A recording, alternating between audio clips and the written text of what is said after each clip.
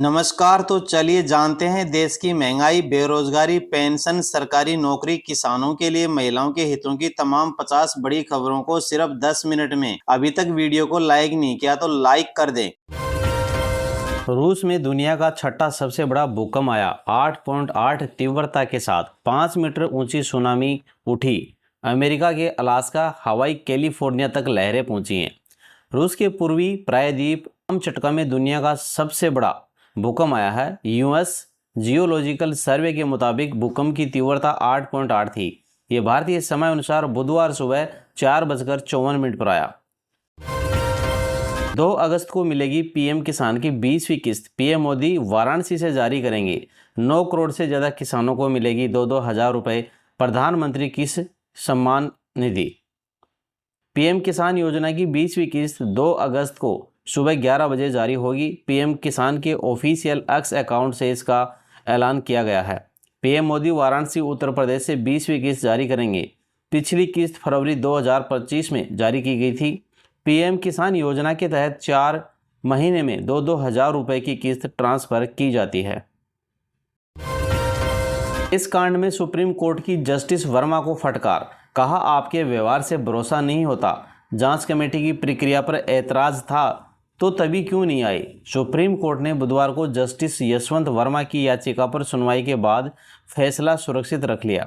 Supreme court ने justice Verma के आचरण पर सवाल उठाए हैं। कोर्ट ने कहा कि उनका व्यवहार भरोसे के लायक नहीं है और पूछा कि अगर उन्हें जांच समिति की प्रक्रिया पर ऐतराज था तो उन्होंने उसी वक्त उसे चुनौती क्यों नहीं दी। बेंगलुरु से 30 साल की समा परवीन अरेस्ट हुई है। गुजरात एटीएस का दावा है अल-कायदा मॉड्यूल से जुड़ी हुई है। 7 दिन पहले भी 4 आतंकियों को गिरफ्तार किया गया था। गुजरात आतंकवाद निरोधक दस्ते एटीएस ने बेंगलुरु के हेब्बल इलाके से समा परवीन को गिरफ्तार किया है। एटीएस ने बुधवार को बताया कि समा अल-कायदा से जुड़े एक अंतर्राज्यीय आतंकी मॉड्यूल का हिस्सा है। इसे 29 जुलाई को अरेस्ट किया गया था। संयुक्त राष्ट्र ने माना पहलगाम हमले के लिए टीआरपीएफ जिम्मेदार। कहा, आतंकी संगठन ने अटैक की 2 बार, जिम्मेदारी ली। लश्कर का भी नाम आया है। संयुक्त राष्ट्र सुरक्षा परिषद यूएनएससी की सैंक्शन मॉनिटरिंग टीम ने ग्लोबल टेररिस्ट हमलों पर बुधवार को रिपोर्ट जारी की। इसमें माना कि पहलगाम हमले के लिए द रेजिडेंस फ्रंट जिम्मेदार है। टीआरपीएफ ने हमले के बाद 2 बार जिम्मेदारी ली। राहुल बोले, मोदी सीज फायर पर बोलेंगे तो ट्रंप सच्चाई बता देगा। ट्रेड डील पर इनको और दबाएगा। पीएम ने बोला था किसी नेता ने जंग नहीं रुकवाई। कांग्रेस नेता राहुल गांधी ने बुधवार को संसद परिसर में मीडिया से बातचीत में कहा, अगर पीएम मोदी सीज फायर पर बोलेंगे तो अमेरिकी राष्ट्रपति डोनाल्ड ट्रंप खुल के बोलेगा, उनकी सारी सच्चाई बता देगा। राहुल ने कहा, ट्रंप सीज फायर पर लगातार इसलिए बयान दे रहे हैं क्योंकि वो अपनी ट्रेड डील चाहता है। डील को लेकर इनको दबाएगा। आप देखना कैसी ट्रेड डील बनी है। राजस्थान एमपी में बाढ़ के हालात। 18 जिलों में स्कूल बंद हुई। सवाई माधोपुर में पुलिया बही, घरों में पानी भर गया है। हिमाचल में 357 सड़कें भी बंद हो गई हैं। देश भर में भारी बारिश का दौर जारी है। राजस्थान में बुधवार को भी 6 जिलों में बारिश का रेड और बाकी में येलो अलर्ट जारी किया गया है। भारी बारिश की चेतावनी के बीच आज 14 जिलों में स्कूलों की छुट्टी हुई। इधर हिमाचल के मंडी में सोमवार रात बादल फटने से एक ही परिवार के 3 लोगों की मौत हो गई। मंगलवार को रेस्क्यू ऑपरेशन चलाकर मलबे में दबे 20 लोगों को बचाया गया। मंडी में अभी भी 254 सड़कें बंद हैं। वहीं पूरे हिमाचल प्रदेश में 357 से ज़्यादा सड़कें बंद हुई हैं। सेना का ऑपरेशन शिव शक्ति में पुंछ में 2 आतंकी ढेर हो गए हैं। 3 हथियार और गोला बारूद भी बरामद हुआ है। एलओसी के पास घुसपैठ कर रहे थे। जम्मू कश्मीर के पुंछ में लाइन ऑफ कंट्रोल के पास घुसपैठ की कोशिश कर रहे 2 आतंकियों को सेना ने मार गिराया है। अधिकारियों के मुताबिक बॉर्डर पर तैनात जवानों ने मंगलवार देर रात देगवार सेक्टर के मालदीवलन इलाके में संदिग्ध गतिविधि देखी गई, जिसके बाद एनकाउंटर शुरू हुआ। मोदी बोले, दुनिया के किसी नेता ने जंग नहीं रुकवाई है। पाकिस्तान के डीजीएमओ ने गुहार लगाई, बस करो, अब ज़्यादा मार झेलने की ताकत नहीं है। प्रधानमंत्री नरेंद्र मोदी ने मंगलवार को लोकसभा में ऑपरेशन सिंदूर पर बहस में हिस्सा लिया।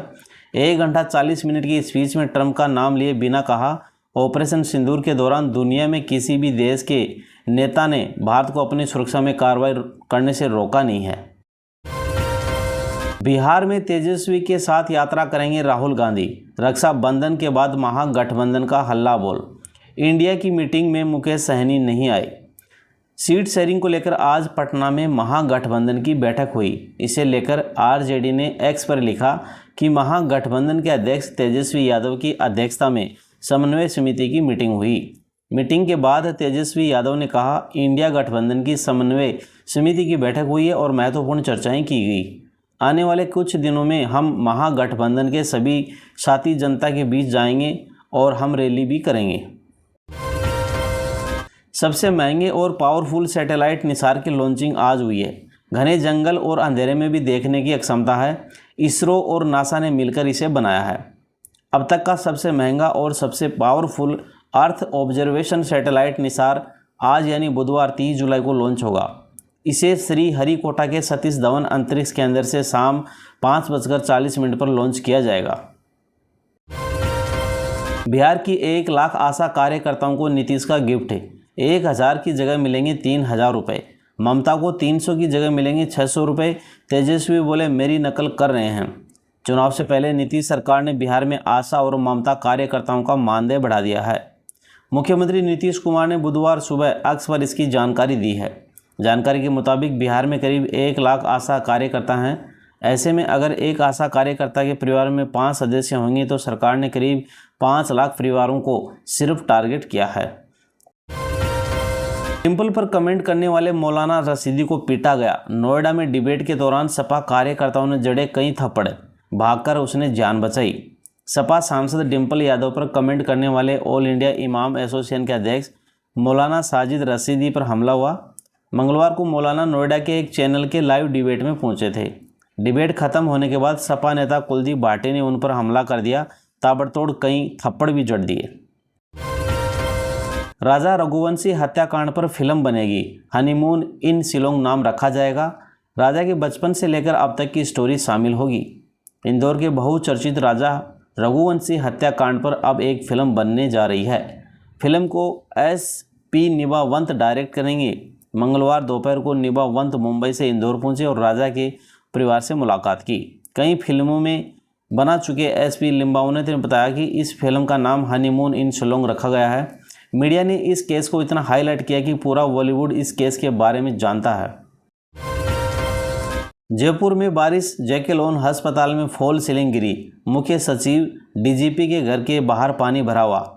जयपुर में सुबह 7 में से दोपहर 12 बजे तक 47 mm बारिश हुई। इसके बाद रुक रुक कर बरसात का दौर जारी रहा। बारिश से कॉलोनियां और सड़कें लबालब हो गई। गाड़ियां फंस गई। जेके लोन अस्पताल में PICU में फॉल सीलिंग गिर गई। मौसम विभाग के अनुसार आने वाले कुछ घंटों में और बारिश की संभावना जताई गई है। नगर निगम की टीमें स्थिति पर नज़र रखी हुई हैं और आपातकालीन सेवाएं तैयार कर रखी हैं। दिल्ली की मुख्यमंत्री रेखा गुप्ता ने कहा, डबल इंजन की सरकार लगातार दिल्ली के विकास के लिए दिल्ली को सपोर्ट पहले भी करती थी और आज भी कर रही है। मुझे लगता है कि हमेशा दिल्ली को विकसित दिल्ली बनाने में एक बड़ी भूमिका केंद्र ने निभाई है। हम लगातार केंद्र से हर एक फंड जिस पर दिल्ली का अधिकार हो वो लेकर आते रहेंगे। राजद नेता तेजस्वी यादव के आवास पर इंडिया ब्लॉक की बैठक पर बिहार कांग्रेस अध्यक्ष राजेश राम ने कहा, हम उन सभी विषयों पर चर्चा करेंगे जिन पर प्रगति हुई है। हमें विश्वास है कि हम फिर से बेहतर प्रगति करेंगे। सीट शेयरिंग होनी है। हालांकि आप जो सुन रहे हैं वह सच नहीं है। सच्चाई यह है कि हम बहुत तेज़ गति से आगे बढ़ रहे हैं और हम हर मुद्दे पर अपने गठबंधन को मजबूती से आगे बढ़ा रहे हैं।